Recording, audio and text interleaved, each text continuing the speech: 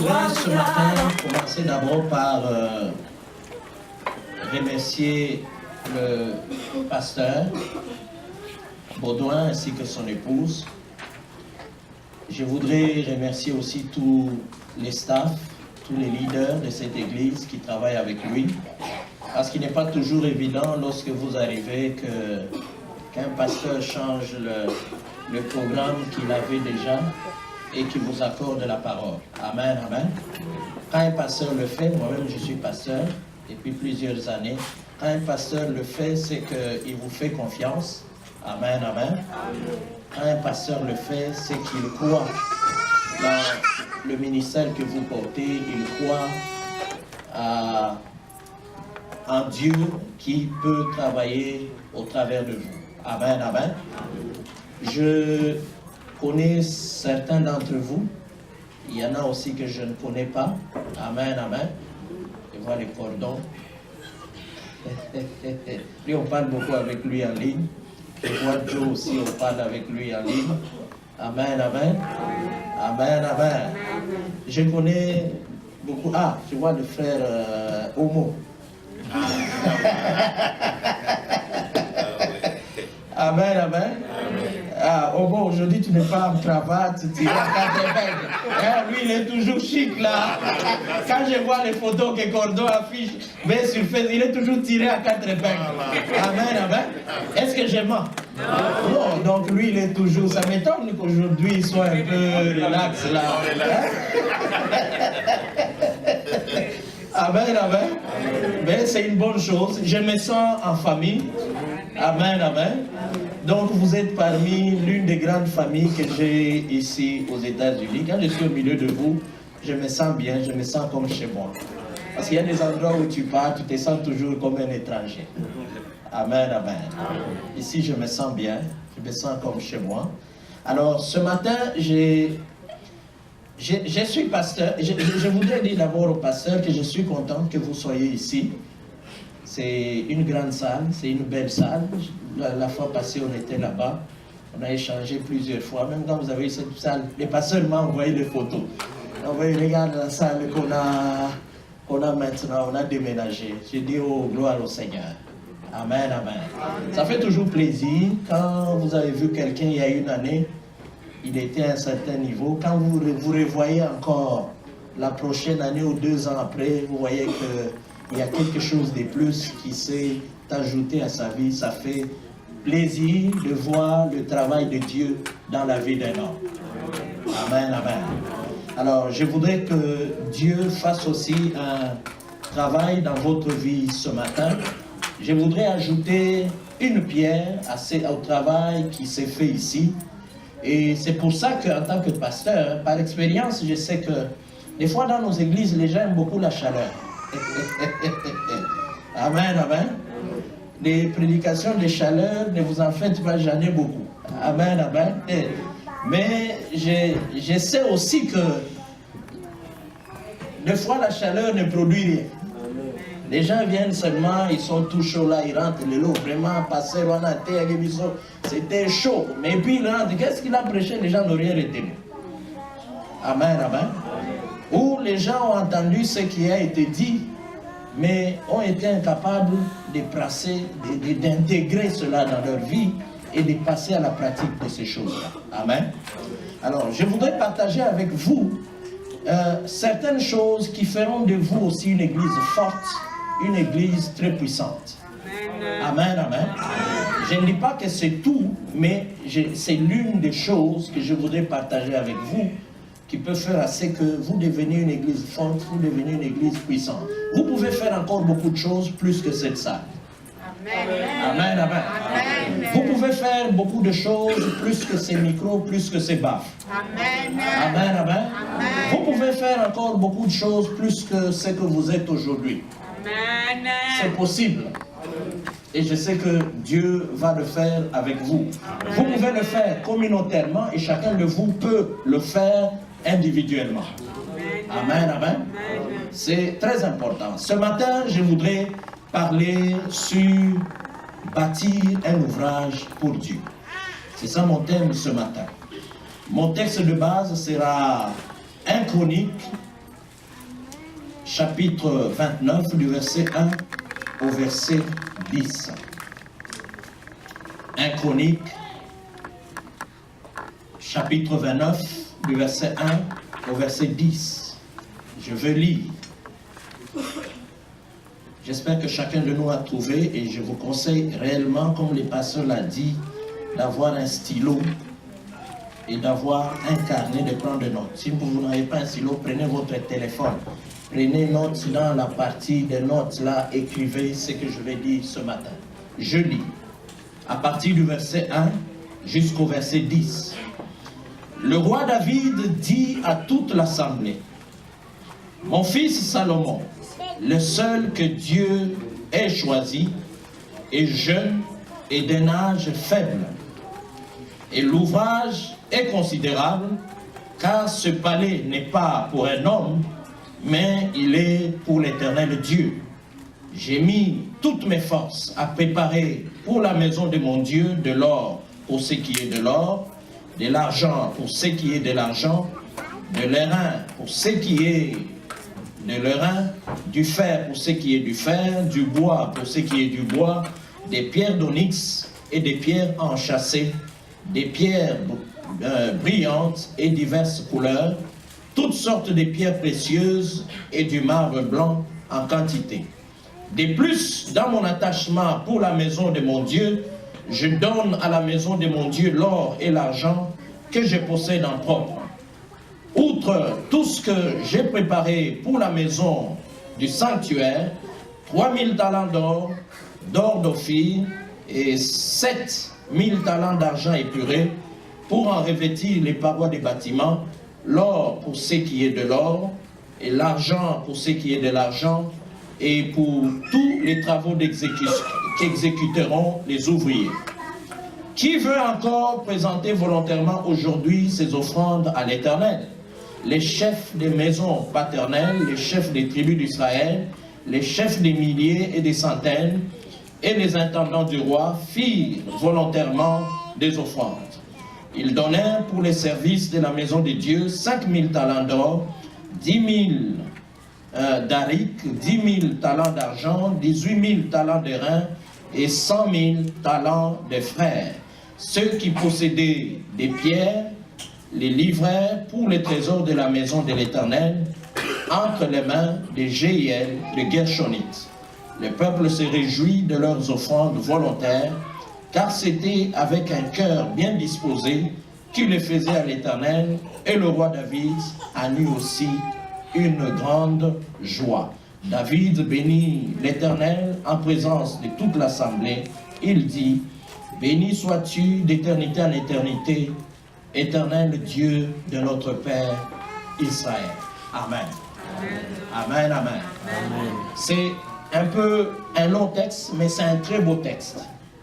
Amen. Amen. Mais j'aimerais, avant que je ne rentre dans mon texte, fixer quand même certaines choses qui vont nous permettre de bien comprendre ce texte. Amen.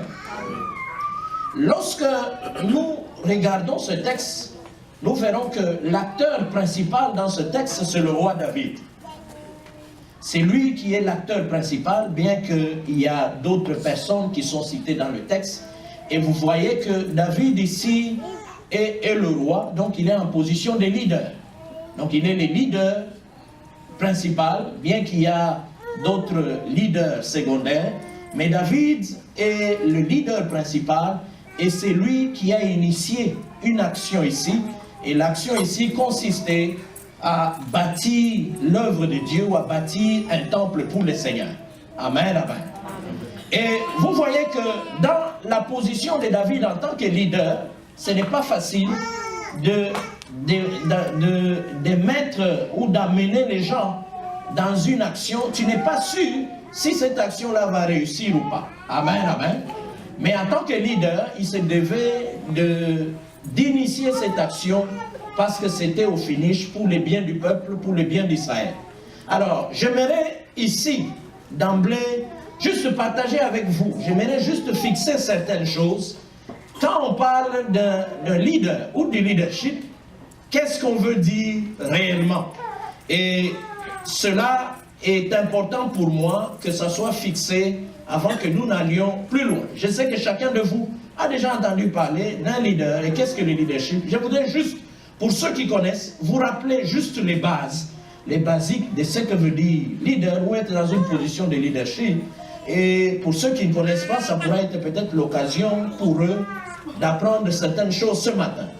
Lorsqu'on parle de... Je donne juste 2 définitions. J'en ai beaucoup, mais je donne juste 2 définitions pour que chacun de nous comprenne.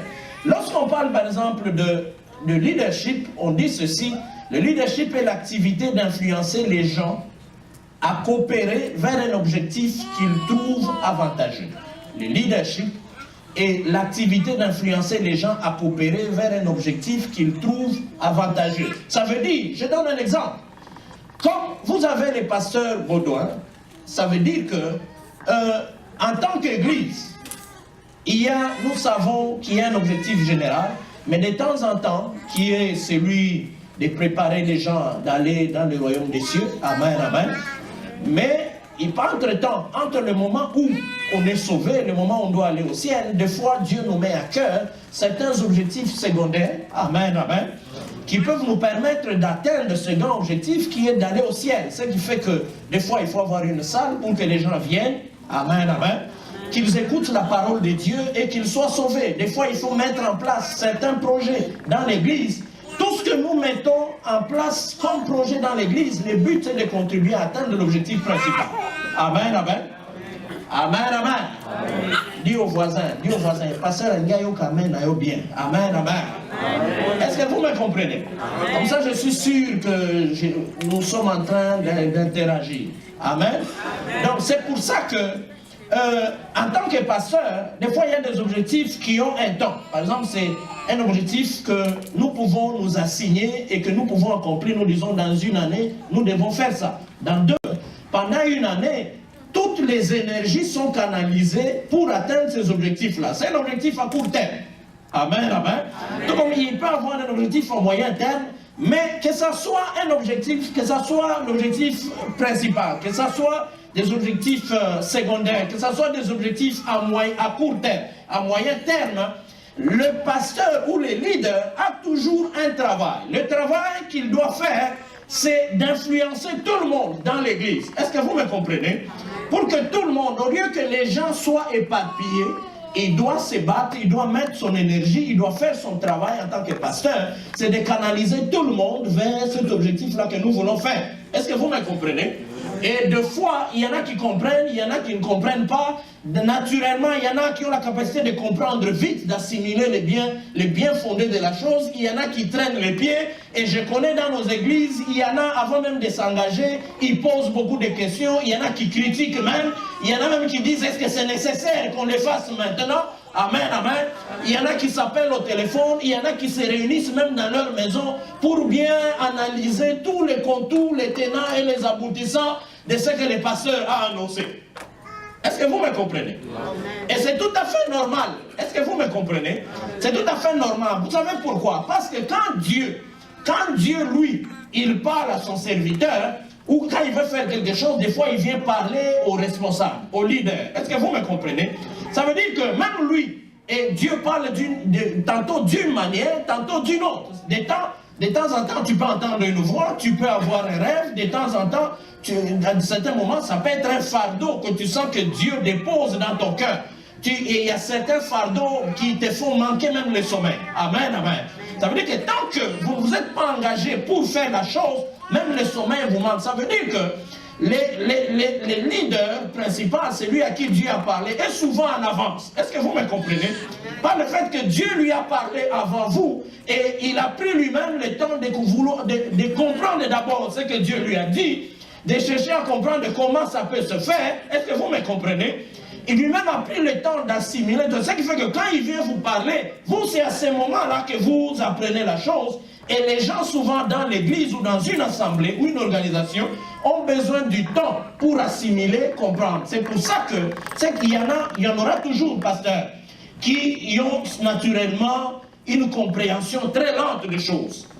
Il y a d'autres, des fois, pour qu'ils comprennent, il faut qu'ils ruminent dans tous les sens ce qu'ils viennent d'entendre. Il y a d'autres, pendant que vous parlez déjà, ils font des projections. Déjà, ils se mettent au même diapason que vous. Est-ce que vous me comprenez?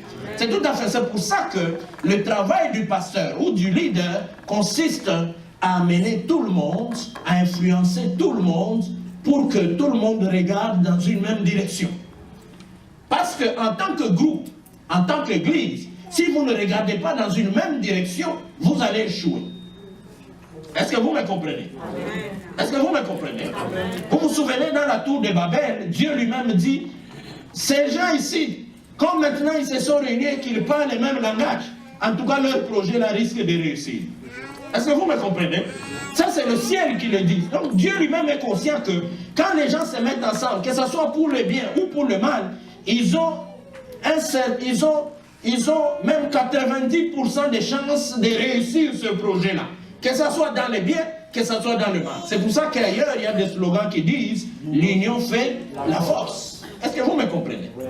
Je suis en train de vous dire, en d'autres termes, vous devez faire des efforts, en commençant par les leaders principaux, par les pasteurs, lui-même qui est ici, pour que des fois, quand certaines choses, certains objectifs que vous vous assignez à atteindre à court terme, à moyen terme ou à long terme, vous devez faire toujours des efforts pour arriver à regarder tous dans une même direction. Sinon, vous allez échouer en tant qu'église et vous allez échouer en tant qu'individu. Parce que certaines choses, pour que Dieu les accomplisse dans votre vie, il y a ce que l'on appelle une vision corporative et il y a aussi des visions personnelles. Une église, où les pasteurs, par exemple, qui a commencé une église, il y a des gens qui ont ce que Dieu dépose dans leur cœur, ce qu'on appelle une vision corporative. C'est-à-dire, c'est une très grande vision au travers de laquelle les visions individuelles vont s'accomplir. Est-ce que vous me comprenez? Amen, amen. Je donne un exemple. Les pasteurs, pour avoir eu la vision de l'église ici et d'avoir commencé l'église, est-ce que vous me comprenez? C'est-à-dire, il a une vision corporative qui réunit à la fois plusieurs personnes ou plusieurs visions. Est-ce que vous me comprenez? Ça veut dire que chacun de vous, quand il vient dans l'église, il a des fardeaux, il y a des choses que Dieu lui a déjà mis à cœur. Je donne par exemple celui qui a une vision d'épouser une femme. Est-ce que vous me comprenez? En venant ici à l'église, ou en venant dans cette vision corporative que Dieu a donnée au pasteur, il va rencontrer une femme. Est-ce que vous me comprenez?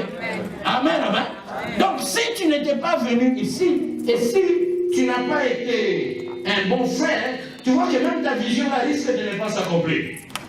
Amen, amen. Mais en étant ici, chacun de vous va trouver son compte d'une manière ou d'une autre au travers de cette vision qui est corporative. Amen, amen. Est-ce que vous me comprenez? C'est pour ça qu'un leader doit être conscient de cela, et je sais que votre pasteur est conscient de cela, parce que j'ai eu plusieurs, les années de souvenir, on a échangé beaucoup, on a beaucoup parlé de tout ce qu'il veut, tout ce qu'il a, Dieu lui a mis à cœur. Et quand je l'écoute, quand j'essaie de voir tout ce qu'il a en tête pour l'église, je me dis, si réellement tout le monde dans l'église se met ensemble et se dit, nous allons tous coopérer, parce que j'ai dit la leçon, il doit influencer les gens à coopérer vers un objectif qui est commun, pour les biens, qui est avantageux pour tout le monde. Amen, amen. Amen, amen. Si l'église se développe, vous aussi vous allez vous développer. Si l'église se développe, il y en a même certains d'entre vous ici qui vont trouver du travail à l'église. Au lieu d'avoir des shifts compliqués là, 4 heures, ou je ne sais pas à quelle heure là, jusqu'à telle heure, vous aurez un travail normal à l'église. Si l'église se développe, amen, amen. Amen, amen. Et l'église a par exemple des œuvres sociales. Il y en a aussi qui vont se retrouver là-dedans. Le jour où vous avez des problèmes, les départements des œuvres sociales peuvent vous assister à l'église. Amen, amen. Si l'église se développe, l'église peut être à même de sponsoriser les mariages des uns et des autres. Est-ce que vous me comprenez? C'est pour ça que lorsque vous voyez que un projet ou l'objectif que les pasteurs nous demandent d'atteindre, c'est un objectif qui est avantageux pour nous tous et qu'on vous demande de coopérer. Est-ce que vous me demandez? Les pasteurs ne vous forceront jamais, parce que les hommes que nous ne sommes pas des animaux, nous avons une volonté. Ça veut dire que le rôle du leader, c'est de vous influencer, vous faire comprendre les bien fondés de la chose, vous amener à coopérer pour que nous atteignions cet objectif-là. Amen, amen. À moins que l'objectif soit pour que les pasteurs, lui, se remplissent des ventres et qu'ils deviennent un peu plus gros que moi. Amen, amen. Est-ce que vous me comprenez? Et comprendre ces choses, c'est des choses qui donnent la force à une église. Ce n'est pas toujours les bruits et la chaleur. Est-ce que vous me comprenez? Vous devez arriver à dire, nous deviendrons l'une des églises les plus fortes, une des églises congolaises les plus fortes dans cette ville. Nous devons avoir faire des choses différemment des autres qui nous feront respecter et qui feront... Vous savez, quand vous devenez une église forte, même le maire de la ville va vous respecter, les autorités vont commencer à vous inviter, certains services vont commencer à venir vous chercher. Certaines choses auxquelles vous n'avez pas accès, quand les gens voient que vous devenez fort, puissant, sérieux, est-ce que vous me comprenez, mes frères? Vous commencez à devenir incontournable. Est-ce que c'est possible que vous le deveniez? Amen, amen. Amen, amen. Dis à quelqu'un, les pasteurs ce matin. Dis au voisin, les pasteurs ce matin. Ne te parle pas de ton développement à toi seulement. Il parle du développement de tout l'ensemble. Est-ce que vous me comprenez? Les Bantous, d'une manière générale, sont caractérisés par un égocentrisme exagéré, l'amour de soi exagéré. Est-ce que vous me comprenez? Cela veut dire que c'est parmi des choses auxquelles nous devons lutter, parce que naturellement, il y a déjà, même quand ils ont été rachetés, mais ils ont toujours certaines choses qu'ils amènent même dans l'église. Vous savez que quand vous parlez intérêt commun, lui, il voit toujours intérêt individuel. Il veut voir tout de suite là, quel est mon intérêt individuel. Et c'est la guerre, même dans une réunion, même les responsables, pour vous entendre, pour initier un projet. Parce que naturellement, nous avons déjà ces problèmes-là. Et nous devons en être conscients. Amen. Amen, amen. Sinon, nous allons échouer. J'ai vu des églises qui ont même disparu. Amen. Je donne une deuxième définition, puis je rentre dans mon texte. Le leadership est la capacité d'influencer, d'inspirer, de rallier, de diriger, d'encourager, de motiver, de persuader, d'échanger, de mobiliser, d'activer les autres à poursuivre un objectif ou un but commun, tout en maintenant l'engagement, l'élan, la confiance et le courage. Amen, amen. Ici, il y a une dimension qui s'ajoute. C'est quoi? Ça veut dire que des fois, on peut s'engager, nous sommes d'accord. Nous nous engageons à accomplir tel objectif, à faire telle autre chose. Amen. C'est-à-dire les pasteurs ont tout fait pour mobiliser, motiver, influencer, sensibiliser, encourager. Amen, amen. Et tout le monde s'est déjà engagé. Mais un autre problème, une autre tâche qui attend les leaders, c'est quoi? C'est le fait que quand vous avez mis les gens déjà en marche vers un objectif, il y en a qui se fatiguent. Est-ce que vous me comprenez? Il y en a au fur et à mesure que vous commencez à rencontrer des difficultés sur le chemin, il y en a qui commencent à se rétracter. Est-ce que vous me comprenez, mes frères? Alors, l'une des tâches aussi du leader, c'est que pendant que tout le monde se met d'accord, ok, nous nous engageons, nous allons faire telle chose, c'est maintenir cet élan-là, c'est maintenir la vitesse avec laquelle les gens ont commencé, ou l'amener encore à un niveau supérieur. Parce qu'il y en a qui se fatiguent, il y en a qui ne savent plus maintenir la vitesse. Amen, amen. Amen, amen. Il y en a qui se découragent et disent Makamwango depuis Tobandaki, cette affaire, c'est ce qu'on va réellement atteindre. Peut-être que nous sommes lancés dans une aventure. Est-ce que vous me comprenez? L'une des tâches du leader, c'est maintenir les gens dans ces mêmes élans. Les gens qui se découragent, c'est remonter leur morale. Les gens qui ne croient plus, c'est remonter leur foi. Est-ce que vous me comprenez, mes frères? Parce que pendant qu'on s'engage à atteindre un objectif, sachez que les diables aussi travaillent. Sachez qu'il y a des difficultés, rencontrer des obstacles. Si quelqu'un vous dit que vous ne rencontrerez pas des obstacles, c'est quelqu'un qui ment. Même quand c'est Dieu qui a parlé. Est-ce que vous me comprenez, mes frères? Même quand c'est une prophétie qui est venue de la part de Dieu, Dieu permet des fois pour l'accomplissement de certaines choses que nous passions par certains moments difficiles, parce que Dieu, au travers de toutes ces choses-là, permet, Dieu aussi nous enseigne certaines choses, il affermit notre foi, Dieu nous donne certaines leçons. Amen, amen. Et toutes ces choses-là, Dieu s'en servira aussi plus tard, lorsque nous rendons témoignage, pour aussi encourager d'autres personnes. Est-ce que vous me comprenez? C'est comme ça que Dieu travaille.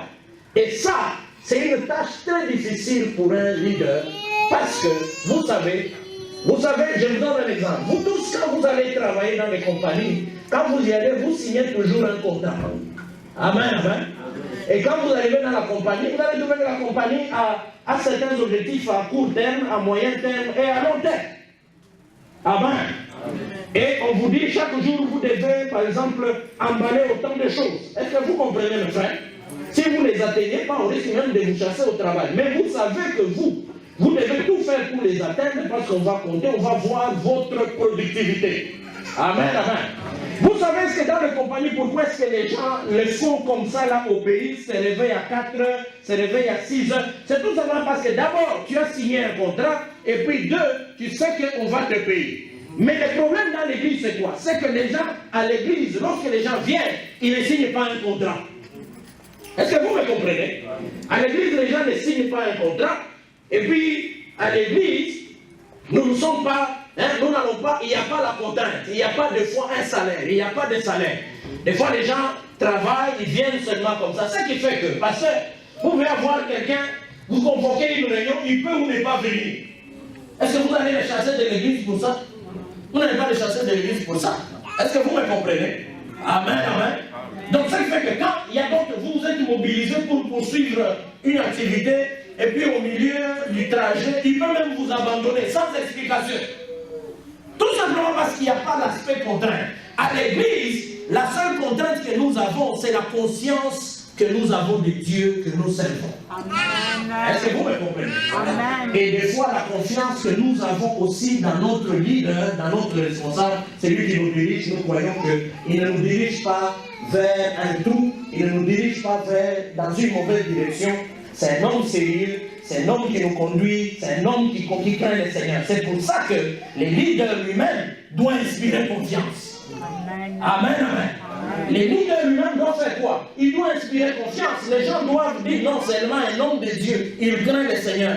Il ne fait pas ça pour nous escroquer. Est-ce que vous me comprenez? Il ne fait pas ça pour nous manipuler, il fait ça pour les biens communs. Mais pasteur, ce que j'ai constaté, c'est quoi? C'est que nos frères ou les fidèles dans nos églises, quand tu es sérieux, ou quand ils ont un pasteur sérieux, ils ne le prennent pas au sérieux. Amen, amen. Mais vous allez voir, quand les gens ont un aventurier qui va se lever un matin, il raconte beaucoup de choses, les gens donnent même l'argent, et puis tout d'un coup, là, les projets, on n'en parle plus, et puis l'argent là, a disparu, on n'en parle plus, et personne ne pose plus de questions. Vous constatez seulement. Amen.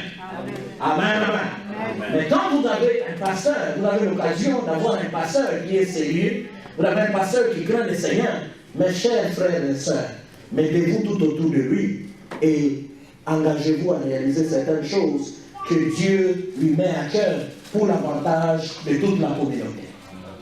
Amen, amen.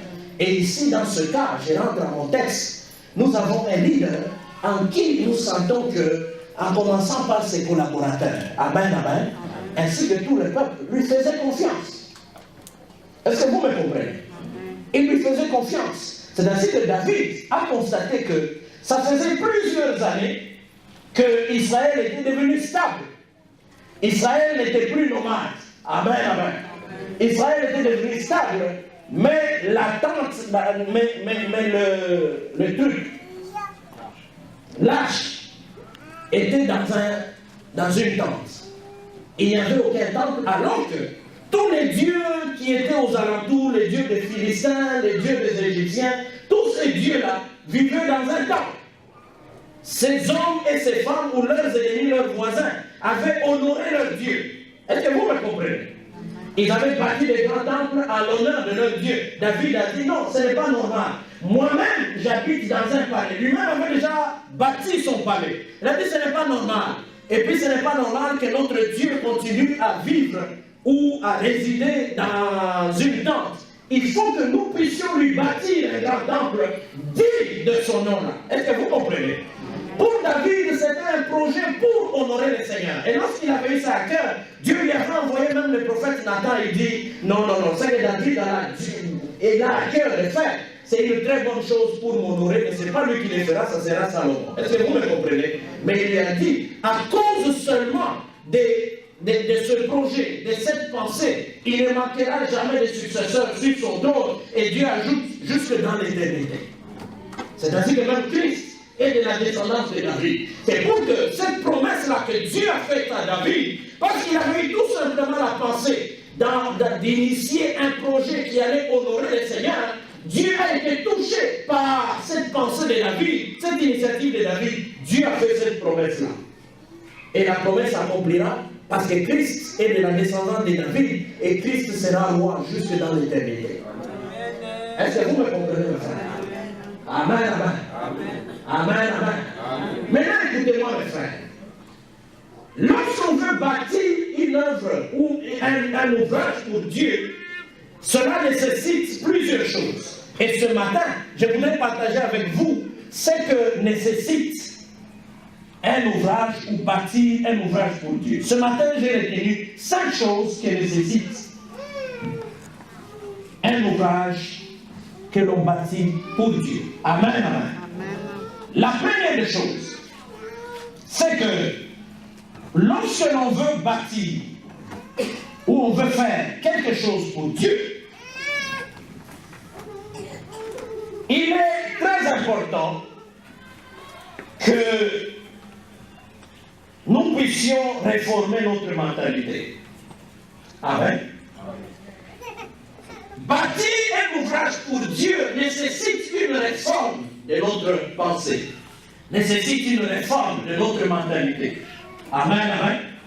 Parce que si tu as des mentalités, des pensées qui ne concordent pas ou qui ne vont pas dans la même perspective avec ce que Dieu vous demande de faire, vous n'accomplirez jamais ce que Dieu veut que vous puissiez faire.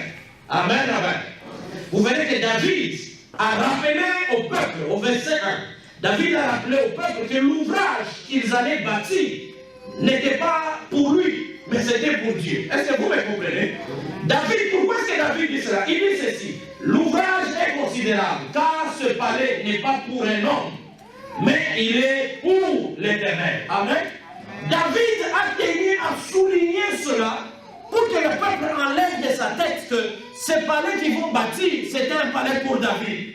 Est-ce que vous me comprenez? C'est pour ça qu'il souligne. Certes, il a dit qu'ils allaient bâtir un temple, mais il a tenu à ce que les choses soient claires dans la tête de chacun. Est-ce que vous me comprenez? Amen, amen. Il a voulu qu'il n'y ait pas de préjugés, il a voulu que les gens puissent changer leur mentalité, leur façon de voir les choses. Il a souligné le fait que le temple qu'ils allaient bâtir, très bien même, c'est Salomon qui allait venir le bâtir, mais il tenait à souligner que ça ne sera ni pour lui, ce temple ne sera ni pour Salomon son fils, mais ça sera le temple de qui? Pour l'Éternel. Amen, amen. Il est très important de foi dans nos églises, parce que les gens ont toujours tendance à penser que tout ce qu'on va faire, c'est pour les pasteurs. C'est les pasteurs qui vont tirer ses intérêts là-dedans. Non, nous devons mettre à l'esprit que ce que nous allons faire, c'est pour l'Éternel. Amen, amen, amen. Parce que tu sais, quand tu sais que ce que tu fais, tu le fais pour Dieu et non pour un homme, tu le feras différemment. Mais quand tu sais que l'argent que je donne, la contribution que je donne au pasteur, est-ce que vous me comprenez? Amen, amen. Bien que c'est David qui allait recevoir tous ces dons qu'ils allaient donner, mais David a voulu qu'il sache, quand même que c'est à lui qu'il donne, mais en réalité c'est à Dieu qu'il donnait. Est-ce que vous me comprenez? Donc j'aimerais que chacun de nous puisse réformer sa mentalité. Chaque fois que tu donnes quelque chose pour continuer à bâtir l'œuvre de Dieu ou un projet qui se fait à l'église, sache que tu ne donnes pas à un homme. Amen. Amen, amen. Amen. Parce que si tu te dis je donne à un homme, alors tu as faussé déjà la démarche. Il faut que tu te dises j'ai donné ou je donne à Dieu. Amen. Chaque fois que tu as donné de ton temps dans le cadre de bâtir un ouvrage pour Dieu, sache que ce temps-là, tu n'as pas donné à un homme, tu l'as donné à Dieu. Chaque fois que tu as donné de ton expertise dans le cadre de bâtir un ouvrage pour Dieu, sache que tu n'as pas donné cette expertise-là à un homme, tu l'as donné pour Dieu. Est-ce que vous me comprenez, mes frères? Amen, amen. Tout ce que tu donneras, que ce soit en termes de finances, que ce soit en termes d'énergie, que ce soit en termes de talent, sache que premièrement, tu le donnes pour qui? Tu le donnes pour Dieu. Amen, amen. Amen. Ça, c'est l'une des choses que chacun de nous doit intégrer dans sa tête. Sinon, Vous allez devenir comme ces gens-là. Quand on dit donnons, c'est dit non, c'est toi qui commences. J'ai déjà vu des gens, c'est lui qui commence à appeler. Dit, vous trouvez comment c'est que les pasteurs a dit là? Dit, il faut faire attention, nous sommes là, nous sommes en train d'enrichir les pasteurs pour rien. Amen, amen. Donc vous allez voir quelqu'un, c'est lui qui commence à appeler les gens au téléphone pour nous dire non, là nous sommes en train d'enrichir les pasteurs. Alors que la chose ou la raison pour laquelle les gens veulent contribuer, c'est pour faire avancer le royaume de Dieu. Amen, amen. Amen, amen. C'est pour ça qu'il dit l'ouvrage est considérable. David lui-même était conscient de l'ampleur du travail. Il dit l'ouvrage est considérable. Et il dit car ce palais n'est pas pour un homme, mais il est pour l'Éternel Dieu. Amen. Et il voulait que cela reste gravé dans l'esprit du peuple. Deuxième chose, pour bâtir un ouvrage de Dieu, pour un ouvrage pour Dieu, cela nécessite de l'engagement. Il n'y a pas seulement une réforme de mentalité, mais cela nécessite aussi de l'engagement. Vous ne pouvez pas prétendre faire quelque chose pour Dieu sans l'engagement. Sans engagement, on n'aboutit à rien. Que ce soit sur le plan communautaire, que ce soit sur le plan individuel. Si tu n'es pas très engagé dans quelque chose, il ne faut pas attendre des résultats dans cette affaire-là. C'est même une perte de temps. Amen, amen. Si tu commences quelque chose, alors engage-toi à fond. Dans nos églises, il y a toujours des gens qui sont toujours, comme je dis, des gens qui sont toujours en réserve, qui vous regardent de loin. Elle dit, bon, regardons un peu où est-ce que cette histoire va aboutir.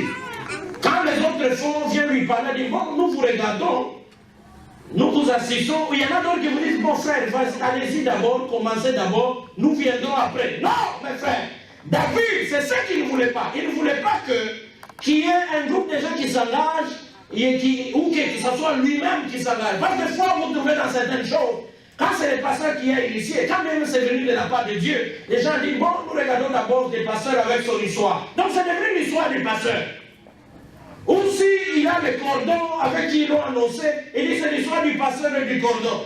Et quand les gens vont dire votre affaire là, nous vous regardons, bon, on ne sait pas, nous voulons voir comment ça va aboutir. Ce n'est pas, si dans l'église ici vous avez des affaires, ou sur un projet, vous commencez à dire non, c'est l'affaire du pasteur, c'est l'affaire du cordon, amen, amen.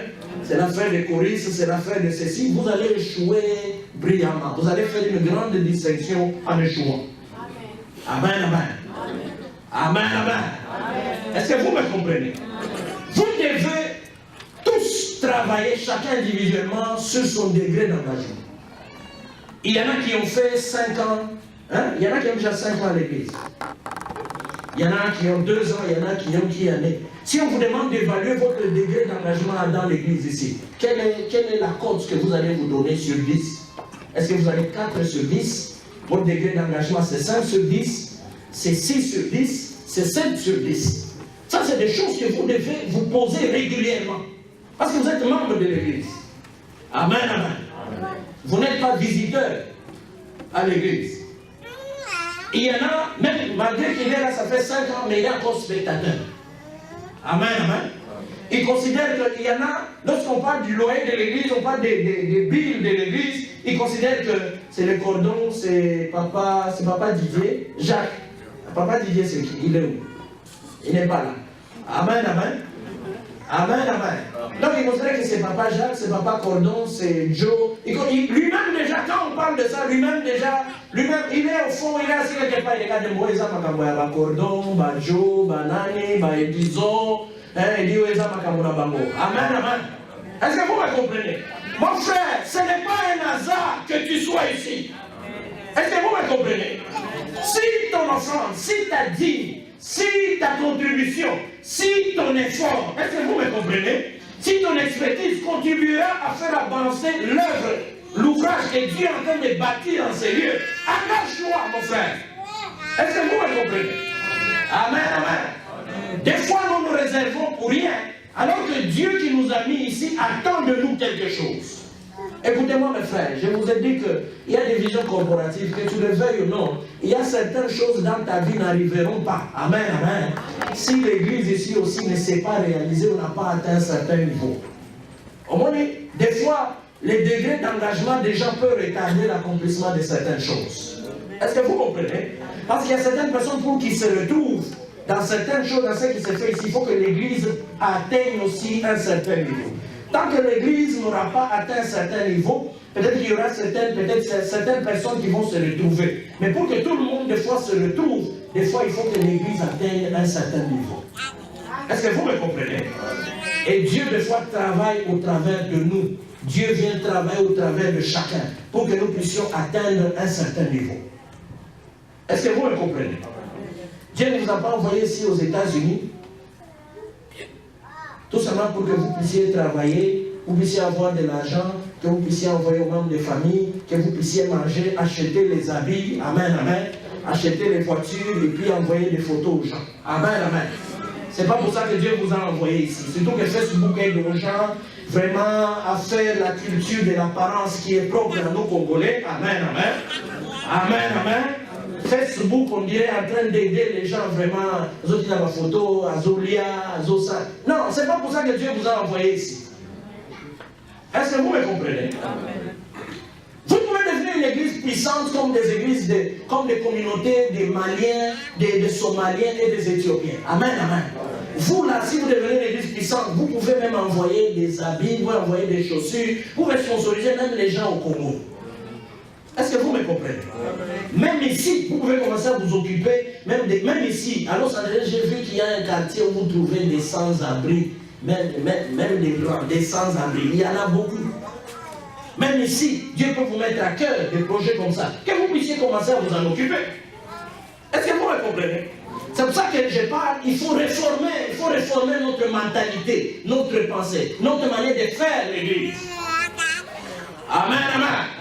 Nous devons faire l'église différemment. Des fois, ce qui est dramatique, pasteur, c'est que, est-ce que vous avez étudié ici, vous avez vu ce que les autres font. Mais il y a d'autres Congolais, quand vous arrivez, j'ai l'avantage, quand je vais dans les églises des pasteurs, des Américains, je vais dans les églises des Congolais. Amen, amen. J'essaie de faire la différence. Des fois, chez nous, vous trouvez que c'est du copier-coller. Des fois, les gens n'apprennent rien, même la manière dont les autres font l'église ici. Est-ce que vous me comprenez? Vous devez arriver à faire l'église différemment. Nous devons arriver à faire l'église différemment. Amen, amen. Amen. Il faut que cette église devienne même un héritage. Parce que vous êtes la première génération de tous les enfants, de ceux qui sont venus. Ça veut dire que tous les enfants que vous avez ici et tous ceux que vous avez laissés ici, vous avez eu ici, vous devez leur laisser un héritage. Mais quel héritage que vous allez leur laisser? Amen, amen. Ils doivent vous voir vous-même faire certaines choses. C'est pour ça que ça nécessite de l'engagement. Il dit ceci, David, verset 2. J'ai mis toutes mes forces à préparer pour la maison de mon Dieu. Il dit, il a mis toutes ses forces. Quand on met toutes ses forces à préparer pour la maison de mon Dieu, ça veut dire qu'il savait que ce n'est pas lui qui allait bâtir, c'est Salomon. Mais il s'est engagé quand même à préparer, à faire pour que cette œuvre-là se bâtisse. Amen, amen. Il ne s'est pas réservé. Quand quelqu'un dit, j'ai mis toutes mes forces, ça veut dire quoi? Ça veut dire qu'il était réservé? Non, c'était un type engagé. Des fois, Dieu a besoin même de notre engagement, non seulement mental, psychologique, amen, amen. Parce que quand il dit j'ai mis toutes mes forces à préparer, ça veut dire que le processus a commencé d'abord mentalement, psychologiquement. Est-ce que vous me comprenez?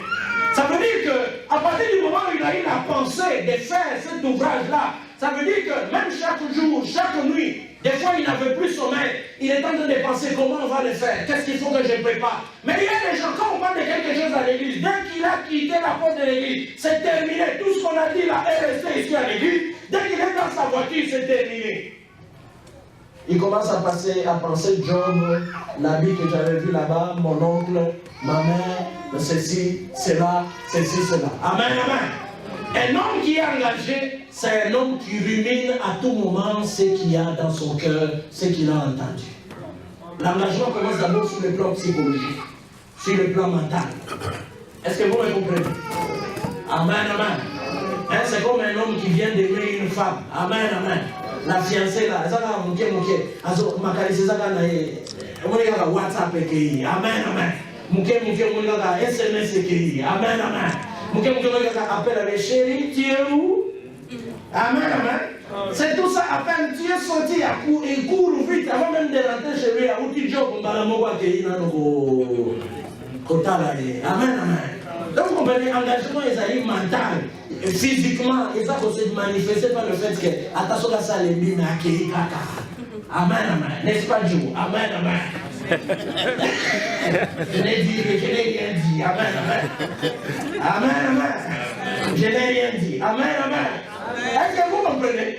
C'est parce qu'il y a de l'engagement et c'est pas que ça s'appelle un engagement. Est-ce que vous me comprenez? Amen, amen. Quand tu es engagé, ça se manifeste mentalement, physiquement. Quand on est engagé, amen, amen, cela se voit dans la préparation. L'engagement peut être aussi financier. Est-ce que vous me comprenez? Quelqu'un qui est engagé, il les manifeste même dans la manière de donner. Quelqu'un qui est engagé, il les manifeste même dans la manière d'assister aux réunions de la chose. Est-ce que vous me comprenez, le frère? Quelqu'un qui est engagé se manifeste même. Vous savez, quelqu'un qui est engagé, même quand il n'a pas été là, il t'appelle et dit, Cordon, qu'est-ce qui s'est passé aujourd'hui à l'église? Qu'est-ce qu'on a dit à la réunion? Mais il y a des gens, même quand vous aviez, il savait que vous aviez une réunion importante et qu'il n'est pas venu, il ne posera pas de questions. Il attend qu'on l'appelle, qu'on lui dise, frère, tu n'étais pas à la réunion. Amen, amen. Mais quelqu'un qui est engagé, je vois cela à l'église. Le frère qui est engagé, même quand vous avez réunion, il sait qu'il ne sera pas là. J'ai déjà vu un frère, même quand il est dans l'embouteillage, il dit, pasteur, c'est maintenant que je suis en train de quitter, je suis en train de venir. Quand il est dans l'embouteillage, il dit, pasteur, je suis bloqué à tel niveau, je suis dans l'embouteillage. Amen, amen. S'il ne s'est pas arrivé, mon pasteur, je suis encore, il appelle encore. Pasteur, je suis encore dans l'embouteillage, je ne sais pas, je risque de venir quand la réunion. Bon, quand il constate qu'il est dans l'embouteillage toujours, il dit, mon pasteur, je vois que vraiment, je n'arriverai pas, la réunion est presque finie, mais qu'est-ce que vous avez dit? Est-ce que vous comprenez? Ça prouve le degré de l'engagement de quelqu'un. Mais il y a des gens, vous savez vraiment que c'est un indifférent. Il est avec vous, mais il n'est pas avec vous. Est-ce que vous comprenez? Nous ne voulons pas des gens qui sont avec nous et qui ne sont pas avec nous. Amen, amen. Pose un peu la question au voisin, est-ce que tu es avec nous ici ou tu n'es pas avec nous? Dans la Kobanga, il y a sa pasteur à l'objet. Dans mon Kobanga, il y a sa pasteur à l'objet. Son casa, papa, maman dit s'il vous plaît. On l'objet, papa, s'il vous plaît. On dit s'il vous plaît, papa, s'il vous plaît, maman. On peut s'y respecter. S'il vous plaît, maman, pasteur à l'objet. Est-ce que vous allez dans la mission ou bien vous allez dans la mission? Amen, amen. Est-ce que vous comprenez? Amen, amen. Amen, amen. Yebisa oyoki nzamba lobi pasteur de nzamba lobi zala na l'histoire toboyi ba figurant na ba spectateur. Je vais terminer, je vais y aller vite. Troisième chose, pour bâtir un ouvrage pour Dieu, cela nécessite des sacrifices. Verset 3. De plus, dans mon attachement pour la maison de mon Dieu, je donne à la maison de mon Dieu l'or et l'argent que je possède en propre. Amen, amen. Qu'est-ce que ça veut dire? Ça veut dire que David, d'abord, lui en tant qu'une institution, est-ce que vous comprenez? Lui, roi, c'est une institution. C'est comme chez nous, on dit la présidence, c'est une institution. Est-ce que vous me comprenez? Lui, en tant que roi, c'est une institution, il a des gouvernements. Donc, ça veut dire qu'il y a des choses qu'ils avaient mis en place en tant qu'institution. En tant que pays, nous allons bâtir un ouvrage, un temple pour notre Dieu. Il y a de l'argent qui a été pris dans les caisses de l'État qui avait déjà préparé beaucoup de choses. Amen, amen. Mais dans ce verset 3, David dit, en plus de tout ce qui était officiel, moi-même aussi. Est-ce que vous me comprenez? Amen, amen. Il dit, dans l'attachement à mon Dieu. Est-ce que vous me comprenez? Il est passé à un autre degré. Il dit, dans l'attachement à mon Dieu, il est allé toucher en son compte personnel. C'est ça que cela veut dire. Dans l'attachement à mon Dieu, il dit ceci, je donne à la maison de mon Dieu de l'or, de l'argent que je possède en propre. Amen, amen. Ça, ce n'était pas la caisse de l'État. Ça, ce n'était pas la caisse de l'Église. Est-ce que vous me comprenez? C'est ce que même nous-mêmes, en tant que pasteurs, des fois, moi-même pour faire certaines choses, je sors l'argent de ma poche. Je ne sors pas l'argent de la caisse de l'Église. Parce que je trouve que c'est nécessaire. Sauf que vous tous à pour ça, là, n'aille mon pasteur. Parce que n'aille pas dans un monde dimi. Amen, amen. Moi aussi, je crois en Dieu. Est-ce que vous me comprenez? C'est pour ça que certaines choses, nous-mêmes, en tant que pasteurs, nous les faisons. Ce n'est pas pour vous prouver quoi que ce soit, non. C'est par rapport à notre attachement à notre Dieu. Est-ce que vous me comprenez? Amen, amen. Alors, c'est pour ça que cette façon de faire les choses, est-ce que vous me comprenez? Cet esprit de sacrifice, tu vois, quand tu vas toucher dans ton compte personnel, cela veut dire que cela aura des implications sur certaines choses que tu dois faire. Est-ce que vous me comprenez? Ça veut dire que peut-être qu'il faut diminuer, peut-être, pour ça, la carburant, il faut diminuer, peut-être qu'il y a certaines choses que tu ne vas pas manger, il y a certaines choses que tu ne vas pas acheter, parce que tu te dis, pour Dieu, je peux me priver, je peux serrer la ceinture. Amen, amen. Est-ce que vous me comprenez, mes frères? Lorsque les gens sont dans un groupe, dans une organisation, ils poursuivent un objectif et ils sont incapables de faire ça, pasteur, vous allez échouer avec distinction. Une très grande distinction. Je vous annonce déjà, c'est une prophétie. Amen, amen. Moi, je vais avoir une prophétie. On nous a parlé au Sala, on nous a parlé au Pamonayo, on nous a parlé au Nambokoyo, on nous a parlé au Sala, on nous a parlé au prophétie, on nous a parlé au Téléma. Amen, amen. Il y a une prophétie dans la Siko. Vous allez échouer brillamment dans les années à venir. Si, amen, amen. Amen. Vous avez compris? Vous allez échouer brillamment dans les années à venir si vous êtes incapable de faire des sacrifices pour bâtir l'ouvrage de Dieu. Amen. Vous n'avez pas mon aïe. Est-ce que vous comprenez? Vous allez échouer très brillamment. Vous allez devenir comme une église quelconque de Congolais qui est ici à Paris. Pour faire de grandes choses, on n'a pas besoin de beaucoup de gens. On a besoin des gens engagés. Vous pouvez être nombreux, vous n'êtes pas engagés, vous ne faites rien. Est-ce que vous me comprenez? Pour devenir ce que vous êtes aujourd'hui, vous étiez combien? Vous étiez peu. Vous êtes capable de faire ceci, cela veut dire que maintenant ici vous êtes capable de passer à une autre dimension. Cela veut dire que vous devez faire plus que ce que vous avez fait hier pour devenir ce que vous êtes aujourd'hui. Amen, amen. Amen, amen. Amen. La Bible, il y a un philosophe qui a dit, vous ne pouvez pas espérer devenir autre chose en faisant les mêmes choses qui vous ont amené à ce niveau-là. Ça veut dire, si hier vous avez fait certaines choses qui vous ont amené à ce niveau-ci, cela veut dire que pour quitter ce niveau-ci, vous devez faire autre chose que vous n'aviez pas fait hier. Ça veut dire que si votre degré d'engagement est à $10, ça veut dire que maintenant, si on les commissions à niveau, si on les à niveau, ça veut dire que le sacrifice, il y a plus, il y a $10. Est-ce que vous me comprenez? Et le matin, à vous, je ne suis pas populaire parce que avec les gens d'enseignement.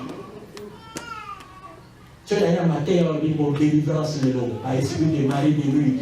Esprit de mort, namoni bando qui sa famille na bino batelemi, namoni mama, namoni nzamba za pour révéler ngai que na mboka kuna ozana tatumuka jina yo kombo na ye na pesio na kombo na pesio na adresse na ye omona ndenge bato mona ndenge oh haleluya mona ndenge bato ndobeka raba shaka mama mera osala raba shaka nera osala raba shaka haleluya nzambe ero na pastor mona bato ya utia mabonza wa batie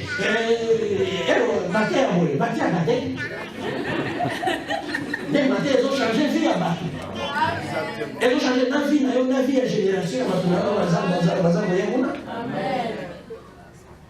Ils ont changé de communauté.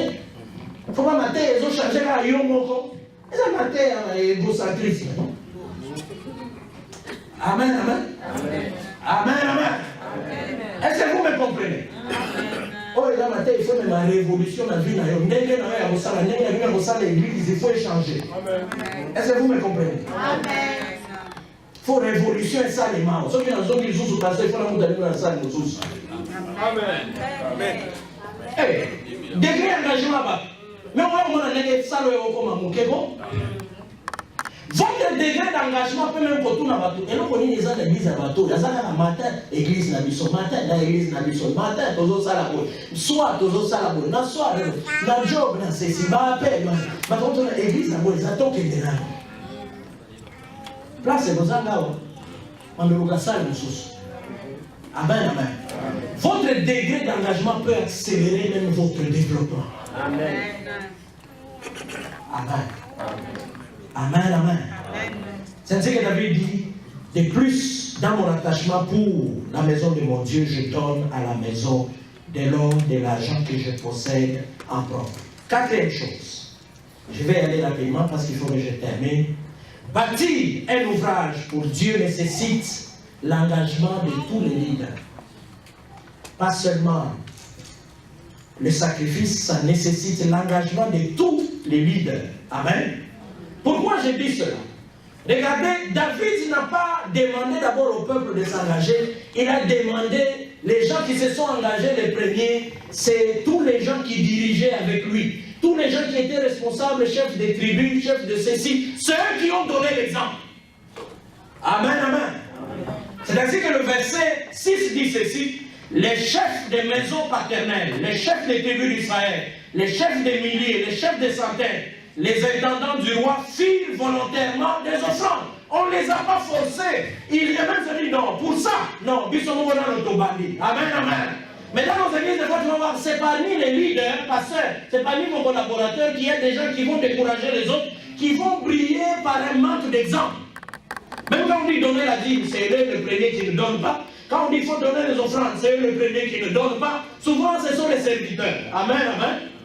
Amen, amen. Et voilà un pasteur, quand il faut donner les dîmes et les offrandes, on commence par les serviteurs. Comme ça, tous les jours, les autres bandits, ils vont avoir serviteurs aux OPS. Amen. Il ne faut pas demander aux autres de donner, vous-même, vous ne donnez rien. Est-ce que vous comprenez? Vous comprenez?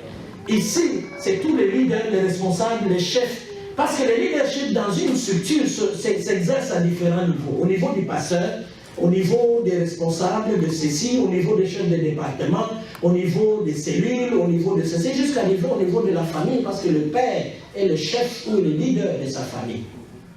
Amen, amen. C'est la plus petite cellule, non seulement dans l'église, mais aussi dans la nation. Est-ce que vous me comprenez? Le leadership s'exerce à différents niveaux. Mais vous voyez que ces gens, à ces différents niveaux de leadership, chacun s'est engagé. Est-ce que vous comprenez? Donc, il est important dans une église que non seulement que les pasteurs s'engagent, que les responsables aussi s'engagent. Tout celui qui occupe une responsabilité dans l'église doit être parmi les premières personnes à s'engager. Amen, amen. C'est comme ça que quand il y a quelque chose à faire, pasteur, il faut commencer par tous ceux qui sont serviteurs, engagés. C'est eux qui doivent briller par l'exemple. Tous les Joe là, tous les papas Edison, tous les Sarah là, tous les Alino là, c'est eux qui doivent briller par l'exemple. Amen. Amen. Amen, amen. Alors je pose la question, quel est votre degré d'engagement vous-même, vous qui êtes leader dans cette église? Cinquième chose, je termine. Pour bâtir un ouvrage pour Dieu, cela nécessite une bonne attitude de cœur. Est-ce que vous me comprenez? Vous avez besoin d'une bonne attitude de cœur. Vous voyez, c'est leader ici. Quand vous lisez le texte, la Bible dit ceci. Le peuple se réjouit de leurs offrandes volontaires, car c'était avec un cœur bien disposé qu'ils le faisaient à l'Éternel, et le roi a mis aussi le grand joie. Est-ce que vous me comprenez? C'est-à-dire, ces leaders-là qui ont montré l'exemple, le peuple a vu, et cela a donné la joie, a vu que déjà leur propre responsable, les leaders, venaient donner avec joie. Ils ne murmuraient pas, ils ne se lamentaient pas. Il y a des gens qui vous leur donner, donne, engage-toi, manifeste ton engagement par tes finances, par ton expertise, par le temps. Il y a des gens qui murmurent. Oh, pasteur peut exagérer. Non, tu as ça, on a beau payer matin. Amen, amen. Amen, amen. Bon, contribution au travail est au place. Moi, nous avons dit qu'il y a même l'église. Même les responsables ne se fait plus voir. Vous voyez quelqu'un qui change même l'église, non. On lui a demandé une fois, mais il commence à dire non, dans cette église, on demande trop l'argent. Alors c'est une seule fois, la seule fois qu'on lui a demandé de contribuer. Amen, amen. Amen, amen. Est-ce que moi, ici, ce matin, je suis venu vous demander l'argent? Parce que je connais l'église, vous voyez, vous êtes pasteur avec un camarade naïf, vous voyez, vous êtes la chose sur l'homme.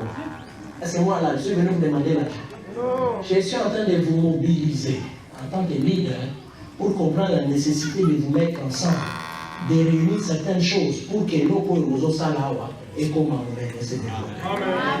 Quand ça va se développer, chacun de vous va aussi se développer encore plus. Est-ce que vous me comprenez? J'ai visité certaines églises des Américains, vous allez trouver, il y a un département. Une fois, j'avais visité une église en Floride. Vous me souvenez, une fois, j'étais parti en Floride. Vous allez visiter une église. Vous trouvez dans cette église-là, quand vous allez à l'école des dimanches, hein, chez les youths, vous regardez, j'ai les photos. Quand vous regardez déjà les salles qu'il y a là-bas, vous regardez les équipements qu'il y a là-bas. Mais c'est toute une école. Déjà, l'espace qu'occupe déjà, c'est toute une école. Vous regardez le playground. Vous regardez les salles où il y a des hommes, les bébés. Mais c'est extraordinaire. Est-ce que vous comprenez? Et partout là, il y a des gens qui s'occupent de toutes ces choses-là, qui gèrent ça. Et on m'avait donné même des pasteurs chargés de tous ces départements-là, de tout ce qui était youth. Mais c'est un jeune pasteur, mais et son épouse, tous engagés à l'église. Est-ce que vous comprenez? Amen, amen. Il y a d'autres personnes, pour être engagées à l'église, ce n'est pas seulement que tu sois pasteur, il y en a qui travaillent comme employés à l'église. Ils avaient leur, vous appelez ça quoi, food bank. Oh, j'ai des photos, mais c'est formidable. Je suis entré dans leur food bank. Vous regardez le nombre de frigos et de congélateurs, les rayons qu'il y a là-bas sur lesquels ils exposent des choses. Les gens dans la ville, ça c'est dans la ville de Saint-Petersburg, là-bas, vous voyez que dans la ville, ils sont respectés même par le maire. Certains shops de la ville, comme ils connaissent déjà le travail qu'ils font, ça veut dire que les gens, certains hispaniques qui n'ont pas à manger, viennent prendre à manger là-bas régulièrement. Il y a des jours, ils ont des véhicules, eux, ils vont dans ce quartier-là. Amen, amen. Mais déjà, quelqu'un en face, quand ils voyaient leur travail, leur a donné une parcelle. Là, oui, c'est juste en face de l'église. Ce n'était pas leur parcelle, c'est quelqu'un qui leur a donné. À cause de ce travail. Donc, ils n'ont déboursé aucun rond. Est-ce que vous comprenez? Quand vous vous développez, même l'État veut devenir votre partenaire. Les gens veulent devenir vos partenaires. Est-ce que vous comprenez, mes frères? Amen, amen. Vous devenez incontournable. Et c'est possible que vous le deveniez. Amen. Amen. Amen, amen. Amen. C'est pour ça qu'une fois j'ai dit, même dans notre manière de faire l'église, petit à petit, je disais au pasteur, il faut voter en anglais. Amen, amen. Parce qu'il faut recommencer. Pourquoi vous avez arrêté?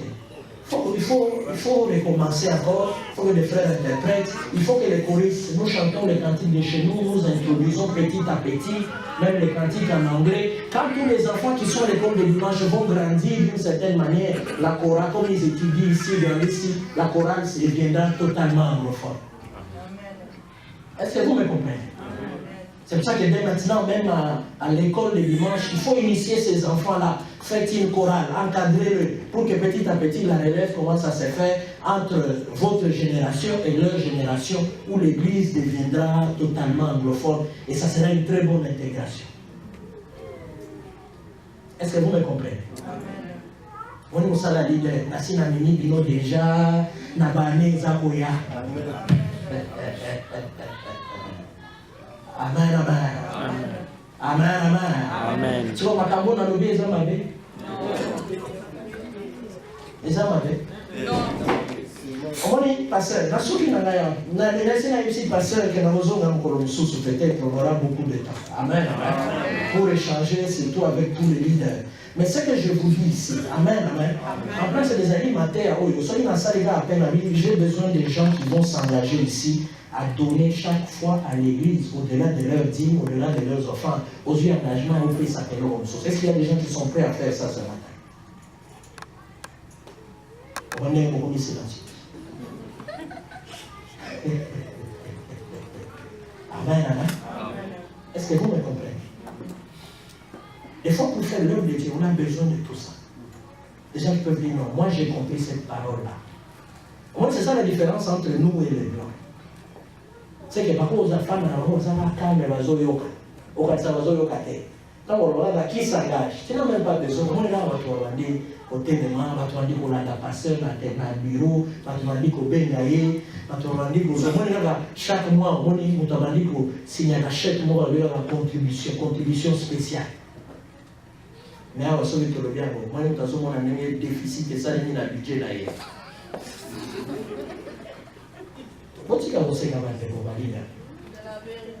Amen, amen. Est-ce que vous comprenez? À ce moment-là, je connais des gens qui étaient dans les jobs, mais pour avoir fait certaines choses, même à Foula ou à Porte, ils ont eu de très bons travail dans ce même pays ici. Dans ce même pays, vous êtes ici.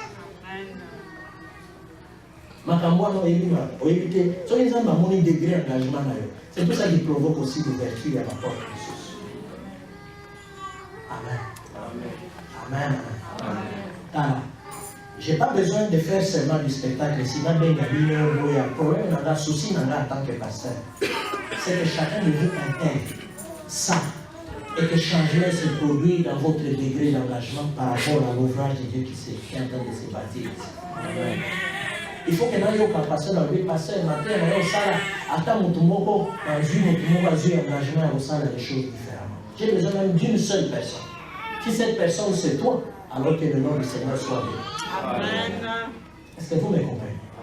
Pasteur Jésus. Merci beaucoup.